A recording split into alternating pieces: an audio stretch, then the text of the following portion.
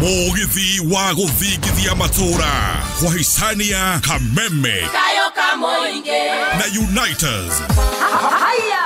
Tarehe 17 Oktoba, msafara utaingia Gatonyo, Gataga CCM, Kirwara, Shomo, Gatura, Dakaine, Geturo, Gethumu, Mokuria, Gefedera, Nyoka Road, Kirere, Gashosho, Gekoe, Kamo Kafi, Gasharage, Monuga, Keyona, Hagali. Tarehe 18 Oktoba, msafara utaingia Maragwa, Gakoigo, Kiriaine, Merisho, Kaga, Hairi, Gatsuya, Kahatia, Kahoti, Kibodha, Kanyanyaine, Kagema, Gakira, Udhaya, Kiriaine.